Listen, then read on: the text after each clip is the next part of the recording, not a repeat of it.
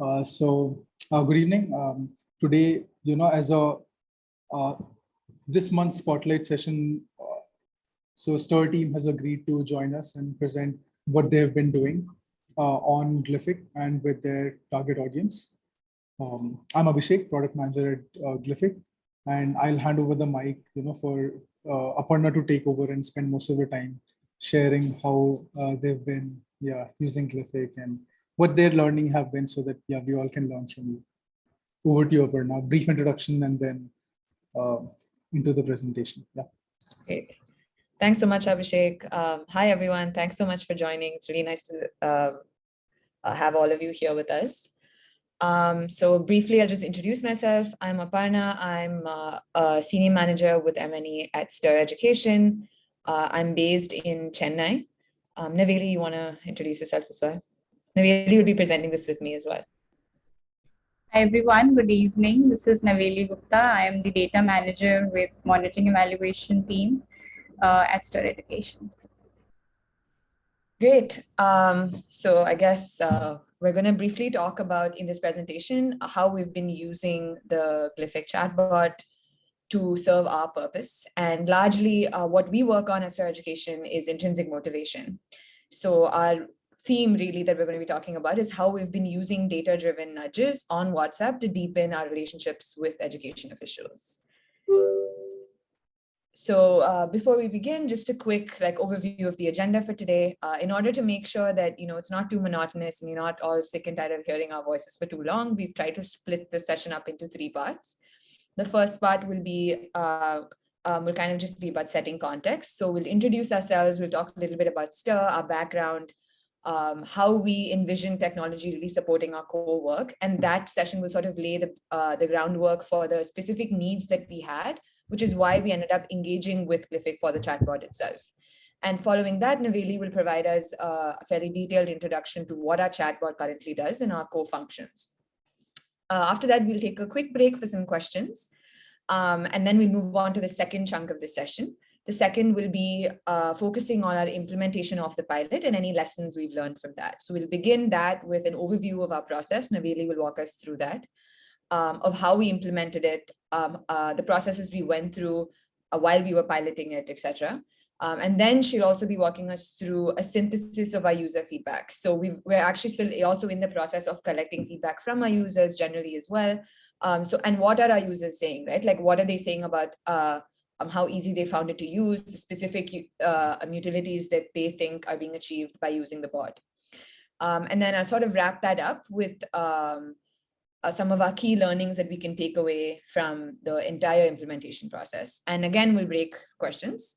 Following that, we'll discuss how we're going to use all of these learnings and all of the knowledge that we've gained to improve and iterate our next round of implementation. And then we'll wrap that up with the final round for questions. So I guess we can jump right into it. So part 1, which is about setting context. So who are we? We at STiR, we basically, what we do is we support education systems to reignite intrinsic motivation in every official and teacher towards building a world where children love learning. Why do we do this? Because we believe that it's a moral and economic imperative that every child everywhere has a teacher who cultivates this love of learning in them and allows them these opportunities to thrive and be intrinsically motivated in order to face an increasingly complex world. So our goal, and this is basically a map of our theory of change, how we envision change to actually happen. We work with state level officials, we work with district officials, school leaders, and teachers directly. All of these are stakeholders that we work with. So we work from state level all the way down to the teacher level. We work with all of these officials. And with each of them, we basically hope to embed what we believe are these foundations of intrinsic motivation and enable them to practice some habits regularly so that they're able to be intrinsically motivated. And that motivation is then role modeled all the way down that line and eventually feeding right into the context of the classroom, where children are also enabled to love learning and really be motivated as well in order to continue learning as long as they live. So a little bit more information on that as well. So when we talk about intrinsic motivation, right, what does that really mean? It's a pretty big term. It can encompass a myriad of different things. So what we've done at STiR is sort of identified these 5 behaviors that we think underlie the development of intrinsic motivation. And these are safety, self-esteem, curiosity and critical thinking, engagement, intentional teaching, and learning. And we believe that, if these 5 are sort of embedded, and if we're able to observe evidence of these 5 behaviors, we're able to sort of place a pin on the level of intrinsic motivation that an individual or a system is displaying. And parallel to this, another thing that we also believe in is that if we're able to practice 3 of our core principles quite regularly, that helps develop our intrinsic motivation levels higher. And these 3 core principles are basically peer learning, high quality action and feedback, and data-based reflection. So the way our program works is we implement the regular practice of these 3 core principles. So we have, a myriad of different contexts. We have meetings, we have orientations, institutes, practice sessions, all of which enable the regular practice of these 3 core principles of like peer learning, high quality action and feedback, and allows and also provides opportunities for officials to collect, analyze, and reflect on data to inform their upcoming priorities. And when we're able to implement this over the course of the implementation, we track and measure those 5 behaviors that I've mentioned earlier. And by measuring that, we're able to sort of gain some evidence around, how intrinsically motivated a group of officials are, or a group of students, or a group of teachers are. So that's some context generally for what we do and how we do it. So how do we envision, technology really supporting the kind of work that we do? So the core of our work revolves around engendering positive behavior change at all levels of an education system. And as such, we are generally quite cautious about involving technology that is sometimes pitched as a potential way to replace human relationships. The goal of it, we believe, should really be to augment the quality and the depth of relationships that are built between people, especially in the context of government systems, which is where we work. So our goal with this chatbot pilot was really to try and understand if and how we can use technology effectively to strengthen these human relationships between stakeholders by providing useful information and some effective tools for deeper reflection. So as I mentioned in the previous slide as well, some of our core aspects of how we envision, our education leaders displaying positive behavior change is developing their capacity to reflect better using data, and to also provide and receive higher quality of feedback. So for example, if we're seeing that an education official is able to look at a piece of data, draw out some key insights and use that to inform their district or their block's priorities for the next month. And we're also seeing that an official is able to offer and receive really good feedback, when they are able to offer their teacher really good feedback, when they're able to receive it and use that effectively. We use that as evidence of, there's been some tangible change that we're seeing in terms of behaviors. So our big hypothesis for the bot was really that, if we're able to support our officials and our teachers to reflect on this behavior very deeply and enable them to actually have these really good quality feedback sessions where everyone finds it really useful and they're able to take away key action points, we expect to observe deep behavior change. And when we say deep behavior change, what we mean is we're able to see that our core principles and these behaviors are embedded in the system. We're seeing that people are practicing them regularly. So given the context of, the population that we work with, which mainly consists of government officials and majority of whom, don't really use technology beyond everyday apps like WhatsApp or text messaging or calling, it was really, really important for us to not just pick a tech tool that was advanced and new, but to pick one that really spoke to our users and made it very simple for them to use that tool effectively. So typically, a lot of data collection, data entry apps are somewhat more complex. For instance, internally, we do actually use, for example, Survey CTO. We do have other options like Google Forms and SurveyMonkey. These are just very basic ones that we use. And while they might seem quite basic to us, we see that when we encourage our stakeholders to use those apps and those tools as well, they are often kind of put off by using that because the barrier to accessing that and using that effectively is pretty high for them. And as a consequence, what ends up happening is, because it's so challenging for them to use it, they get turned off and they're not really interested in engaging with data generally. So it does more of a disservice in terms of encouraging our stakeholders to really start viewing data as a tool to help them change. And so as a consequence, we were very clear that it's important for us to use a tool that will remove that barrier to access for data collection and data entry by making it extremely simple and really reducing any learning curve that might come with adopting to a new app or a new tool. We actually did initially, this is kind of important to mention, I guess, that initially we were considering even building a bespoke app. But one of the reasons we kind of decided not to go ahead with it was because a lot of our stakeholders, as we all know, are kind of inundated with a series of apps. For example, both externally and internally as well, right? Even the government itself is interested in kind of launching a series of new apps. Stakeholders struggle to use them effectively, and as a consequence are just more interested in not really using them, but therefore not really using data. So we chose to kind of veer away from that bespoke app creation mentality, and that's one of the reasons we decided to actually go with the bot as well.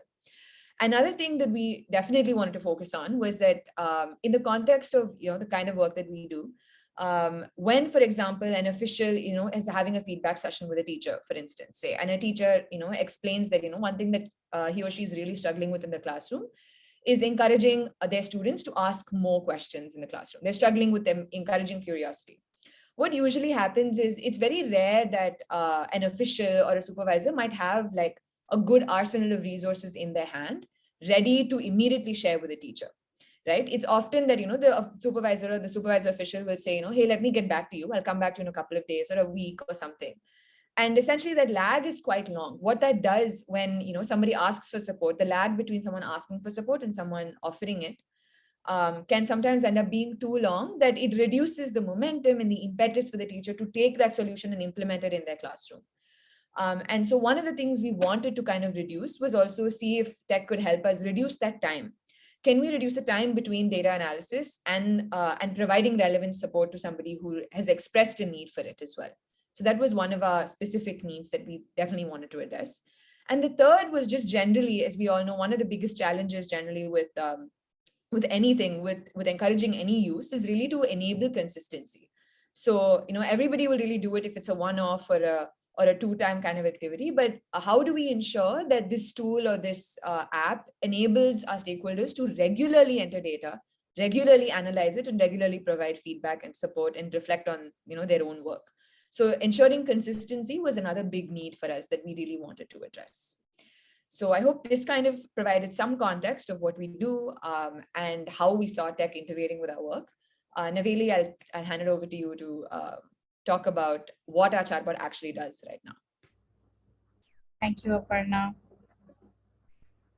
So I'll take you through what our chatbot actually do.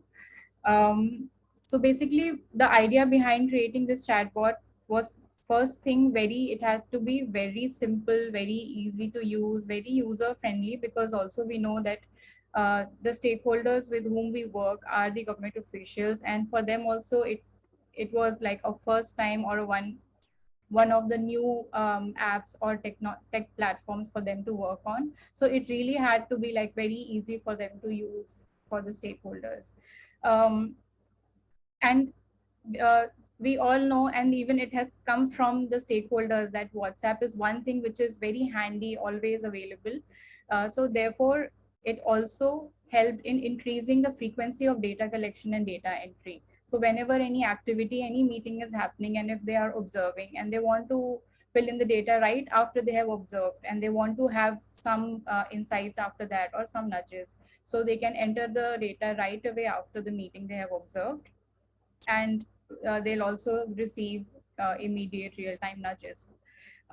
And like Aparna has already shared in quite detail, that reducing the barriers to the access. So basically, like what I shared, that WhatsApp is one thing which is really accessible to anyone and everyone. So hence the idea behind having a chatbot and nothing else was basically to have it very accessible. And like I mentioned right now, that while they have entered the data, they would also want to see what comes out of it. So therefore, the real-time nudging factor comes here. So we have also all the content related videos and in any other information which the chatbot will the algorithm will work immediately in the chatbot, where it will nudge the particular user right away that what particular area they need to focus on, they want to work on, or what is doing great, so they can also feel motivated by that. When we say about real-time nudging, we also mean that there are number of reminders that is fed into the chatbot.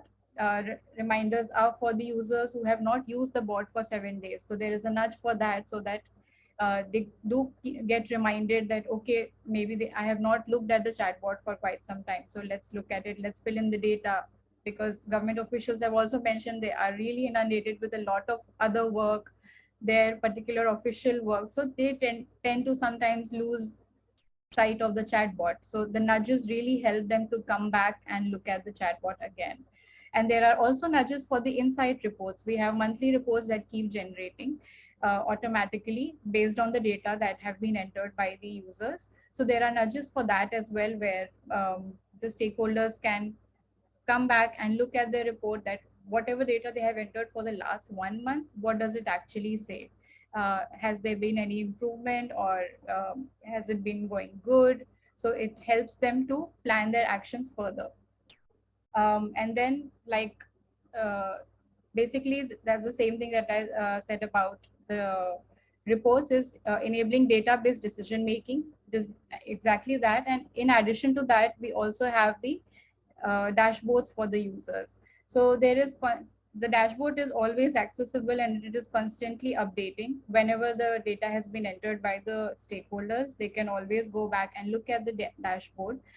They have access to the dashboard of different locations as well. So we have um, for STiR education, we have Delhi, Chennai, and we have Karnataka. So henceforth, they can also look at other locations data, and also if they want to understand how the other particular location is doing, and it helps them also to motivate themselves and also their set of officials. So because we have this WhatsApp chatbot, these are the screenshots of how the data collection questionnaire looks like, and then real-time nudging, how it happens. The nudges actually come with the videos. So let's say, like you see here, the collaborating with peers is something that the chatbot is suggesting that they want to focus little more on that, and hence the video has also come along with that. And the dashboard, like you can see, it shows one particular aspect of DC's reflections that they have entered, and this is how it looks like on the mobile app. Can we move ahead? I guess, yeah, we can kind of break for questions, I guess. Thanks, Naveli, for that. But yeah, I think there's a couple on the chat. Ritesh has asked, what kind of data is collected? How do we deal with subjective feedback data? So by subjective, I'm assuming you mean qualitative. So like if they are entering, am I right? Like, is that what you're asking, Ritesh? Yeah. Okay, yeah, great. So I mean, I can take this, and Naveli, feel free to add on, of course. So I think the kind of data we collect largely for now is very quant oriented. So it's very like metric based. There are specific, as you can see, for instance, here, right? It's pick the one that you think people have done. So for example, there are questions that will be something like, were you able to create a set of actions following your meeting with your supervisor? That's a kind of data point that we collect. And for that, the answer might be, yes or no. Another kind of data that we collect, for example, if we're collecting information from an official about, how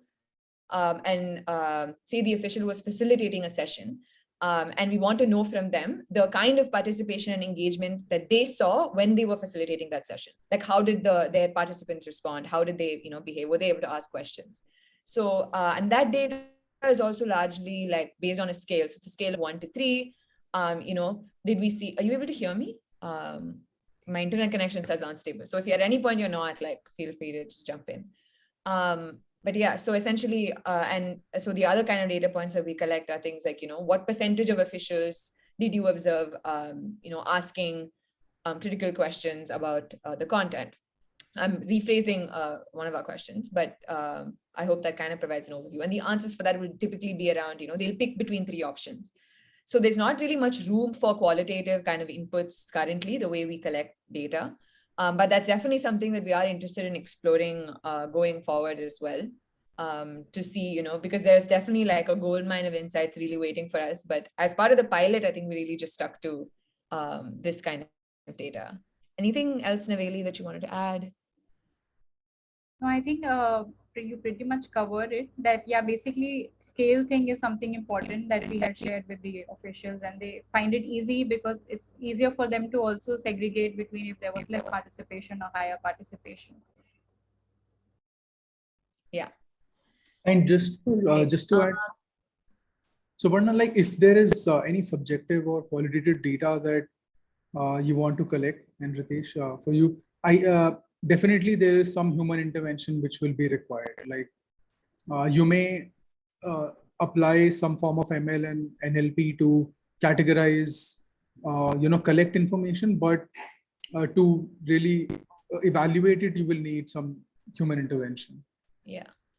Yeah, that's definitely true, and it's been our learning both with our internal data as well, right? Like we have our own kind of data collection that happens where our program individuals kind of collect information, and even there we have generally struggled to like at scale kind of analyze volumes of qualitative data because it does to some extent require human intervention, especially since not everybody's first language is English. It's not really the same, and not everyone's comfort level with entering information like text information is the same as well. So I think different skill levels to work with, and that's also a challenge when it comes to collecting subjective information. But yeah, thanks.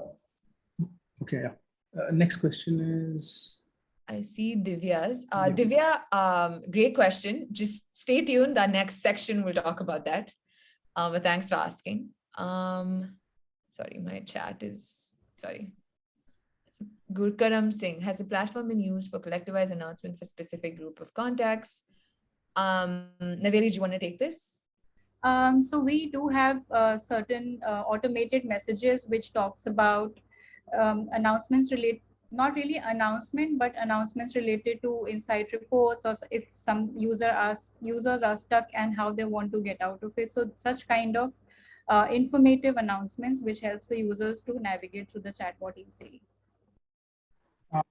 Follow-up question to that, and I assume these all are customizable also. So you have been using it for the internal nudges and the reporting systems right now, but they can be used for any other announcements also based on the customization ability of the platform. Yeah, I can take that up as a generic Glific question, Gurkaram, that you can send collectivized announcements to different group of contacts, and the group of contacts you can create based on any categorization, like location, their interest in what they want to learn, right? Or any program that you've enrolled them in.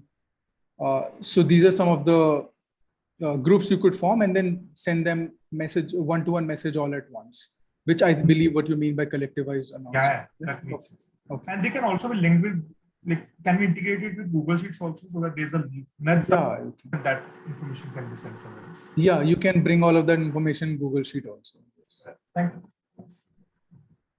Thanks for that. I see Ritesh has a follow-up question. How frequently do government officials interact with data? It's a good question. In the context of the bot, we do have, if you're asking in the context of the bot, like how often are we seeing a government officials engage with it? We will be pulling out some key metrics towards the third part. The second, how often do government officials interact with data? As part of our program, we've kind of institutionalized these monthly kind of reflection meetings where, and it varies, it kind of varies depending on state to state. So for example, certain states are very good. They already have a centralized kind of database. They already send, like in Tamil Nadu, for example, every month there are a set of 40 reports that are sent to every district official. And that consists of all kinds of education. This is specific to education officials, right? So they send all kinds of data. So ranging from like infrastructural information, the kind of schemes that a student is enrolled in, all the way down to the only thing they don't collect actually is behavioral indicators, which is where we kind of come in. But and there are kind of institutionalized meetings that happen, quite regularly, once a month, once in 2 months, once in 3 months, again, variable depending on the state and the region that we work in, where like senior level district or state level officials do come together to look at these like larger visualizations, discuss that data and think about priorities. The quality of those discussions, how well do they happen? How deep are they? That's definitely a point of consideration. But that's also where the work does need to be done. In some regions, of course, these are not institutionalized, as in they are there they're supposed to happen, but they don't actually take place. But yeah, I hope that kind of answered your question. Yes, thank you so much. Great. Erica, I see you've asked a question about self-report. Do we validate any samples? Yes, we do. The purpose of the bot is specifically to collect data that is self-reported. We do have internal data that we collect on exactly the same indicators. And this data is collected by our program implementation team. We have an in-house team that also attends these similar kinds of meetings. Maybe not to the same extent that these officials do, because we cannot also be in all places at once, which is also where the tech comes in and helps us fill in some of those gaps. But overall, we do actually collect, and then we do observe trends. So are we seeing any comparisons with respect to internal versus externally entered data? And we also have other avenues in which officials do enter external data as well. So we do compare across all of them to try and triangulate and get a better picture of the actual goings on at the ground level. Aditi has asked, how has this helped in reducing time and helping the stakeholders? Did you create any bots with frequently asked questions? So with respect to how it's helped the stakeholders, the next part does talk about our feedback from our users. So maybe when we talk about that, hopefully it'll be answered then. If it's not, we'll address it then as well. Did we create any bots for frequently asked questions? We did not, but we do have a menu and an opportunity for individuals to kind of interact with the menu and go back to what the bot does and what are the different functions offered by the bot. So that kind of aggregated menu does exist, but we don't have a separate bot for FAQs necessarily, just because we were focused on just launching the one bot itself for the purposes of the pilot. So yeah, cool. Thanks guys, thanks for some great questions. I guess we can move on to the next part. Great. Naveli? Yeah, I will take from here. Thank you, Aparna, and thank you everyone for your really insightful questions. Help us also to, I hope we could answer your questions. So lessons from the implementation. So first, I'll take you through the overview of the process. So we did it actually in two parts, two phases of the pilot run. So first phase was a pilot which was run by a very limited sample size, specifically focusing from our Delhi location. And the phase one actually focused on only capturing the reflection data and inputs from, then it gets input into the bot and the nudges that are coming from there. It was also focusing majorly on to introduce it to the stakeholders and their practice to use the bot, and how does it interact, how do they feel the interaction with the bot along with their human interaction that they anyways do in their regular meetings. And in our first phase, we only had one language, we had limited stakeholders. And what we were trying to also look at was that how much is the stickiness of the chatbot? Basically, what is the recalling factor if the stakeholders are also able to recall the questions that were asked in the bot? So those were the things which we really focused on. And then from the feedback, we again did we introduced whatever things that came as a feedback. Basically, one major feedback that came was that they really wanted in regional language. So basically, if it's Delhi, they would also want it in Hindi language so that it's easier for them to read and understand. And also more interesting videos, more captivating videos, and also some detailed insight report, which also captures if there is a behavior change and what can be understood from the data that they have entered. So after taking in all that feedback, we also had another pilot run, which was our phase 2 pilot. In our phase 2 pilot, we actually first tried to do one-on-one interviews with our district officials. With the district officials, we tried to sit through the entire process of them going through the bot from top to the bottom, like help them register, help them enter the data, help them see the videos. And if they are facing any difficulty at any point, we would also take that as the feedback to make that changes in the chatbot. And once that particular one-on-one interviews that was done, which was basically the pre-launch, and after that we had our group orientation with each cadre, so which was basically the district officials and the cluster officials and also our teachers. After that, but even then, for the round two of the phase two, we still thought of keeping it very limited to the in numbers, because Delhi has a large number of officials. So we only wanted to like first take a run and see how it goes. We did also open up to another location, which is Karnataka. So from Karnataka also we had some limited number of officials running the chatbot. So yeah, that was like the basic pilot phase for both phase 1 and 2. So this is actually what actually we learned, what successes we had and what challenges we faced. It's also based on what our officials had to say from the pilot run that they have gone through. So I'll take you first through the successes. So basically, like I said earlier also, that government officials who were basically not very tech savvy, and it was also something new for them. So it was overall a success because they really liked something called a chatbot, a WhatsApp chatbot in the education sector. So that was one thing they were really excited about. And they found it, the interviews revealed that they really found it easy to use. And they also like the video nudges, particularly very useful and very relevant, because based on their feedback only, we try to make it animated, we try to create more captivating. Along with that, the reminder feature was something that was really liked by all the officials, and it actually motivated them to come back and enter data for the recent activity that they have witnessed or they have observed. Then the challenges that our officials faced during the pilot phase was basically the number of videos were very limited, and the content of those videos were also limited, because also this was a pilot phase. So they felt that it is limiting the options. They wanted to look at more videos, more options. They wanted to have a little more variety. Then the insight report that was generated was like a little difficult for them to read through the insight report. So that was one challenge that they had faced. They wanted a little more interactive, little more easy to read insight report, so that it helps them to make better action plan, what actually they have entered, and then what the report is basically telling them to do further.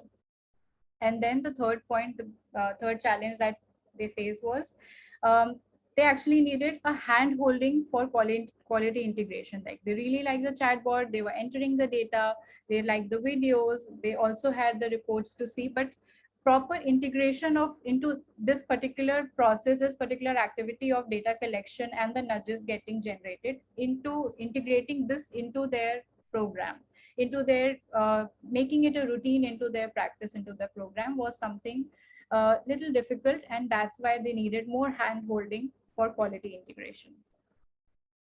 If we move ahead. Yeah.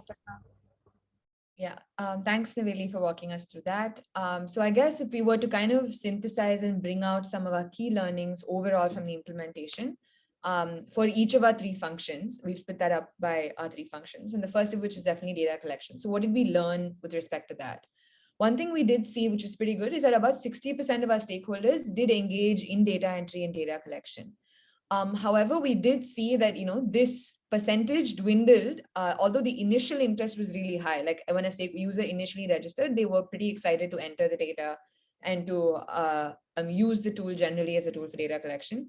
The interest dwindled as the number of questions increased, as the types of and varieties of questions increased as well, because we are collecting data across a variety of different, across a range of different functions and contexts. So we're collecting data about, larger meetings that are happening. We're collecting data about the quality of feedback or in a one-on-one conversation. We're collecting data about, the specific areas or focus areas that a certain official is saying that they want to focus on for the next month. So it's a variety of information that we're asking of them. And as that variety kind of increased and as they moved through that progression, we saw that interest kind of dwindled.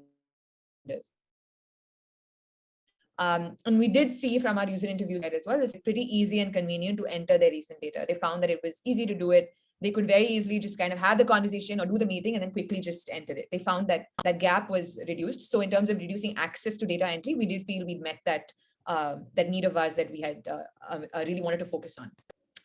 With respect to our real-time nudging, what did we learn there? We learned that while we have our reminder nudges and they're sent quite regularly, we learned that the effectiveness of the reminder nudges in converting inactive users to active ones is quite low. It's between 4 to 8%.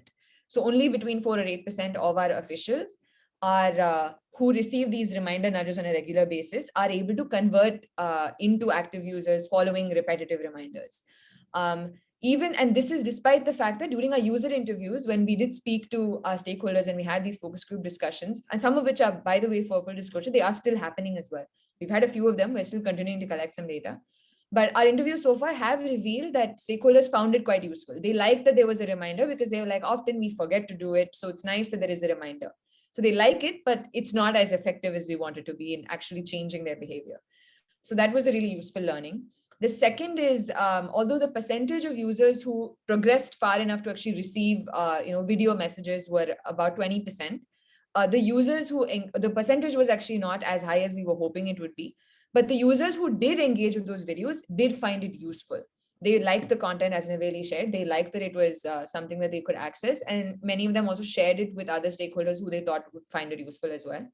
However, as Naveli shared as well, a lot of individual stakeholders did also provide feedback that it's great to see the videos and they are very relevant to the kind of focus areas we want to think about and work on, but they get kind of repetitive. Because we do only have a certain number of videos in our arsenal. We don't have an infinite kind of content repository, and we were kind of sharing from that bank. And as a consequence, some of the officials who engaged with it regularly did see that they were receiving repetitive content. So that was one thing that we did observe as well. And another learning that we kind of gathered is that we don't actually have enough data or enough eyes on how exactly these video nudges are translating into real actions. So, which is kind of an important data point, right? Like for us, the goal of actually sharing these video nudges is that we're able to see that, for example, if we share some content around encouraging collaboration or being able to increase participation in a classroom or in a meeting, we want to see how people are able to use that content, and then if that's leading to increased engagement next time, etc. And tracking that, or the quality of engagement we're seeing in the following meetings, tracking that has been a little bit of a challenge for us generally. And so we don't have enough information on that. And that is, I think, a key to the bigger puzzle we're trying to solve of how are our nudges translating into real world. So that's a focus area for us that we've definitely learned we want to think about as we focus on our future directions. With respect to data overviews, which is a bigger enabling database decision-making, which is another core area that we wanted to accomplish with the bot, we saw that the number of users who are actually accessing the insight report that we shared is pretty low. The people who shared it did say that providing the insight report was useful again, but the people who actually accessed it were pretty low. And stakeholders did find it kind of challenging to interpret the insight report generated. So they were like, this is a lot of data and it's a lot of useful data as well, but maybe the way it's presented is proving to be a little bit of a challenge for them. So these are basically our consolidated kind of learnings overall. And as mentioned, we will pause here for our second set of questions. I see there are a couple of comments on the chat. The timing, Naveli, actually, do you want to take these two? Yeah, so timing of the otherwise the nudges are very real time. As soon as the data is entered, the video nudges it's immediately. Max to max, let's say 3 seconds if there is a delay, 3 to 5 seconds lag. And the size of the video or the duration of the video, if you're asking, then it's also not more than 3 to 4 minutes. It's very concise so that it's not something that is really boring the stakeholders. Then we have next question. Could you please update why the percentage of users who received video was less video size or download size?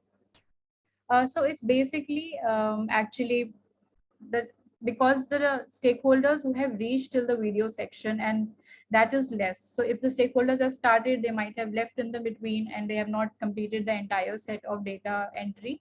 That's why the percentage is also less. Ritesh has another question. Any learning on how to improve the number of users seeing and using the analytics? So this is, yeah, Parna, you want to take it? I Sure. was Yeah, go for I'll it. just I'll add add. one line and you can add on to it. I'll just say that this is basically, we also like, this is our learning also, that how we want to increase the users to see and use the analytics. And this is what feedback also came from the users, that they're finding it difficult to read the reports and the analytics. So, Yeah, Ritesh, yeah, I mean, adding on to Naveli, one of the ways that we are thinking about doing it is seeing if we can, instead of sort of providing a separate dashboard that they have to kind of press on link and then like view the data, if it's possible to provide a concise summary of some like big data points, just generally even as a message on WhatsApp itself, right? If they're able to kind of see that, and if they find that some of those points are useful or something, even if they don't view the report itself, even that data can still be useful. And if they find that some of those data points are quite intriguing and they like catches their attention, it might be more likely that they might actually click on the inside report, which is a separate link, and they click on it and they'll view it. So that's one thing we're thinking about. But yeah, definitely open to other thoughts as well. So I do have a point here. So one of the things which we have seen is that instead of presenting reports, what we do is we actually present an analysis of the reports in like 2 or 3 points, maybe 4 points at best, right? So what happens is, one is that that intrigues people to actually go through the report, one, and it also helps them focus on the things which they should be looking at instead of seeing all of the data. They know that, okay, this was a concern area, so let me just look at that section, because that is where all the important data is, right? So this is something which we found useful on a regular basis. So this is something just I wanted to bring out. Yeah, definitely. That's actually the same kind of idea that we were thinking about as well. And maybe we can connect separately to kind of learn about what you guys are doing as well. Because this is an area of focus, and we definitely want to increase the quality of the extent to which people are able to engage with that the report. I think one thing, I don't know if this is an experience in other places as well, but one thing that we do see is there's always a double-edged sword, right? Like when you present a concise summary, people want an overall report. When you present a bigger report, they want a concise summary. And this is like a constant like tag that we're always playing. So I think providing both, like you said, but like using the small one as a hook to the larger one can definitely be a good way to address both of those without compromising on the quality of the data and the analysis that we present itself. we have another question. Do you send follow-up messages to the video nudges? So we have nudges for the users who have not used at least for 7 days. Right now we are keeping to that only, but yeah, this could be one of our takeaways, that if we want to reach back to the users for the videos, we can definitely do that. But right now video nudges is not happening. Yeah, we have a couple of other questions from Ranjana. Are you taking or considering taking feedback from the learners in the same parameters that staff self-evaluate? So we do collect that data actually. So we have, for example, when a coaching call like or a one-on-one kind of mentoring session happens between an official and a teacher, say the official is asked for information on how that call went. Was your coachee able to offer certain kinds of inputs? And then the same information is also asked of the participant. So, the same questions, but in the context of were they able to actually do that? So did they feel comfortable, bringing out their challenges with their supervisor? So that data is collected. I think definitely bridging that gap and making it making those pieces of information flow back into the next conversation that each of those individuals have is something we're focusing on for the next iteration as well, which I'll briefly touch upon in the next session, part, sorry. But yeah, that's definitely something that we do already. How do we arrive at our priorities for behavior change? Can you kind of elaborate on that question? What do you mean? Do you mean how do we get our foundations, or how did we? What do you mean by priorities? Yeah, I mean, basically, any institute can probably improve in a multiple number of ways, and it's hard to attack everything at once. So, I mean, in these meetings or whatever reflection meetings, is there a prioritization or yeah, and what do you think is collectively the priority right now? Yeah. That's a great question, definitely.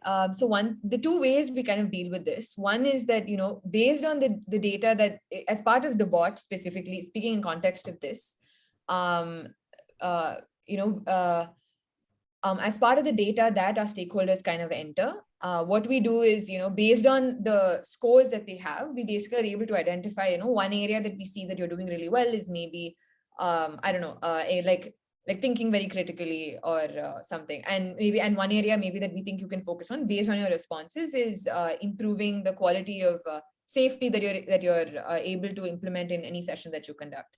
So, and based on that, we send these relevant, and that is sort of the data itself kind of determines a priority area. Although one thing that does happen, for example, is like sometimes in some, meetings and some situations, there's just, zeros across the board, or there's low performance across the board, in which case everything becomes a priority area and they get all of the content. So that does happen. And the same as well with the inverse, right? Sometimes we observe like a really significant ceiling effects where there are just, 3s and 5s across the board, like everybody's doing really well. Which case, again, they're not really priority areas, but everything is suggested as a recommendation. Like, you're doing great, but here is a set of things in case you want to do even greater. Another thing that we do also is we also ask our stakeholders to identify their own priority areas for a month as well. So that is a question that is also asked of them to pick what they want to focus on out of a set of options. And based on that, we share relevant nudges as well. So that is also one of the functions that our bot does. Great. Nabili, you want to add to that? Anything? I think you covered everything.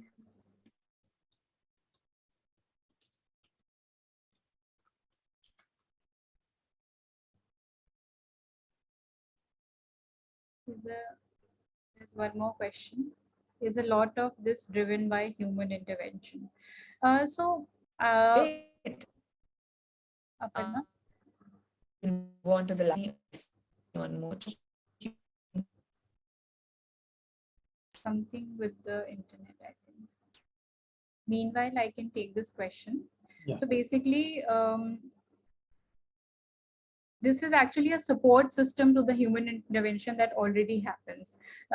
Human to human interaction, all the coaching calls, all the meetings are anyways happening in person. So this we have kept, the chatbot is basically kept to just support and even provide high quality behavior change, high quality interaction. The purpose is basically that. So yes, human intervention is there, and this is like a support system to that.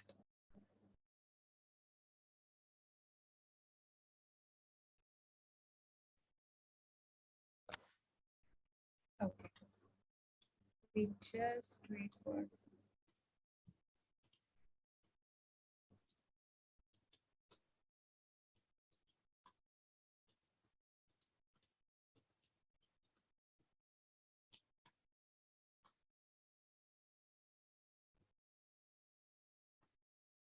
Me?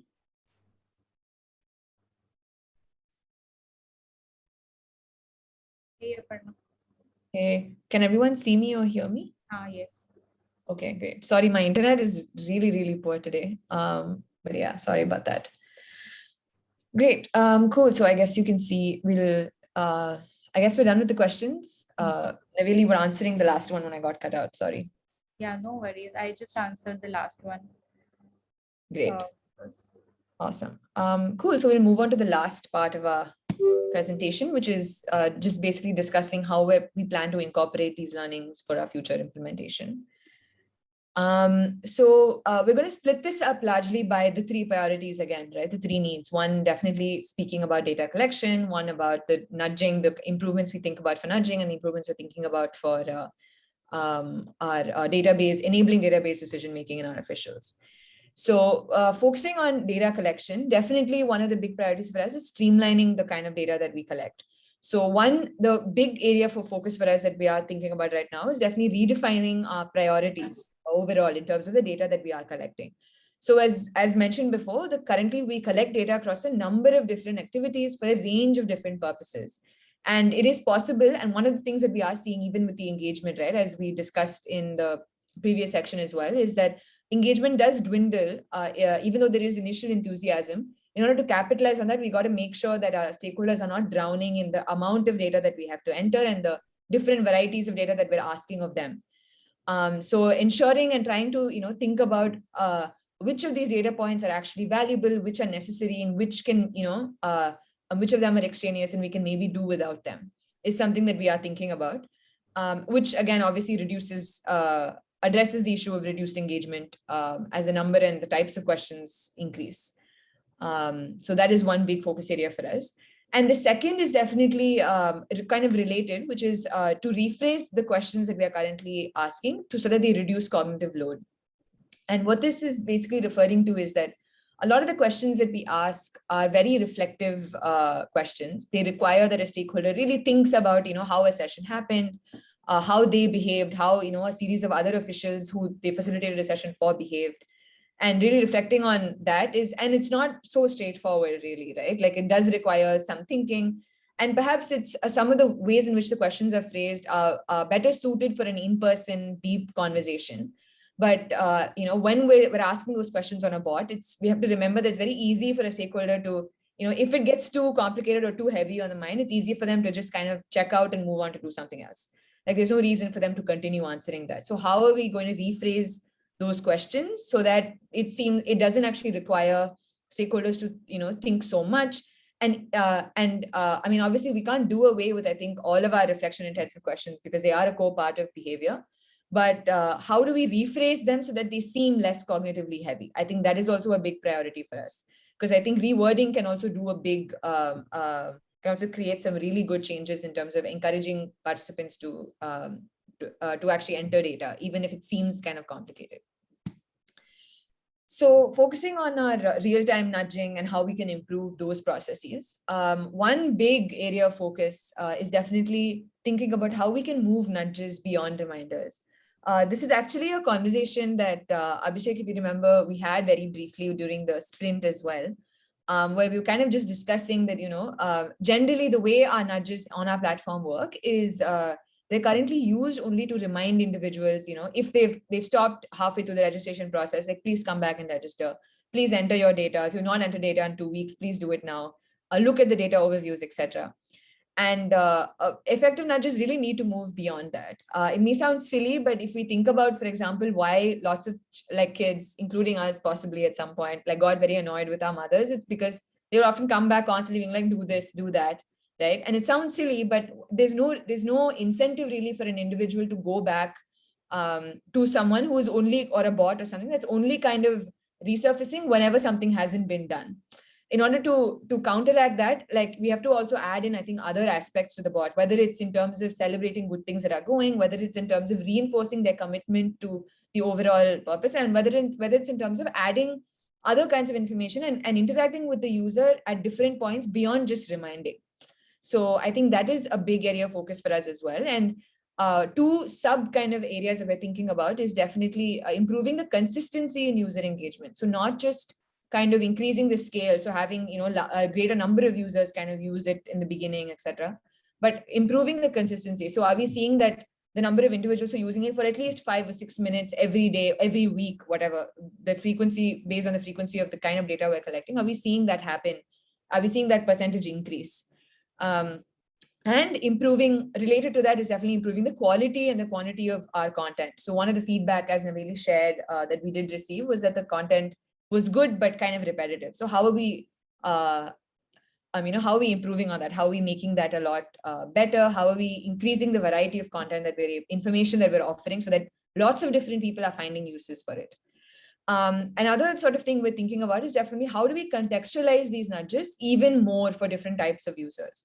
So, and by this, I think currently what we do is we have different, types of users in the sense, we have different types of stakeholders, right? Like we have teachers, we have officials, we have higher level individuals who work in the department, etc. But not just thinking about how we can contextualize the nudges for their roles, but also for different categories of users. And I guess what we mean there is definitely, if you were to think about an individual who perhaps only engages with the bot whenever there are obviously users, categories of users who, for other apps as well, right, who only engage with an app when a new piece of information is provided. There are certain individuals who only really engage with an app when there is a need for them to actually enter data. And these are different categories of users entirely. So how are we catering to both of them? How are we also, for example, addressing a category of user who, for example, needs multiple reminders, multiple different kinds of nudges to actually come back and use the app versus a different kind of user who perhaps only requires a couple of reminders, different sets of reminders. These definitely fleshing out what these categories are, how do we address all of them is something that we're interested in thinking about going forward as well.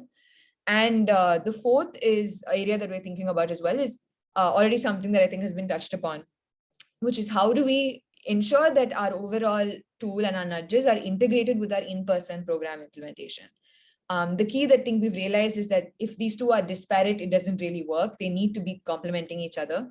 And that's the only time when we actually see that the bot has to really be, I think, complementing and illuminating aspects of our program that, it's not possible to illuminate in person. And when that is happening really well, we're able to, I think, obtain a complete picture of what's actually going on and thus be able to actually improve the quality of work that's happening. So this is with respect to improving our real-time nudging. And of course, the last part, which is how do we enable database decision-making? Definitely, as we discussed, simplifying data overviews. So as we already talked about, and Naveli mentioned as well, our interviews reveal that our monthly overviews inside reports are comprehensive, but maybe not as intuitive. So thinking about how we can do that, testing to see if those reports are actually useful and if our stakeholders are finding it useful, piloting it with a small set of stakeholders, and then focusing on how we can scale that up. The second is definitely going beyond just simplifying it and sending it to them and kind of passively waiting. How do we support them even after we've sent that report to them so that they're able to use it effectively and regularly? So are there ways, for example, we can use the bot to also follow up, maybe add a question or add a data point where we can collect on how regularly are stakeholders using those reports in their conversations, in their meetings? How often are we seeing that those insight reports are being analyzed as part of an existing meeting that's happening? And so also generally, I guess, integrating the insight reports with our in-person program so that stakeholders, users also don't feel like there is, there's some like lack of connection between what the bot is doing and what the program, in-person kind of program is doing. And that so that everything kind of speaks to each other really cohesively. So with that, I think we are done with our presentation and we will move to the final set of questions, if any.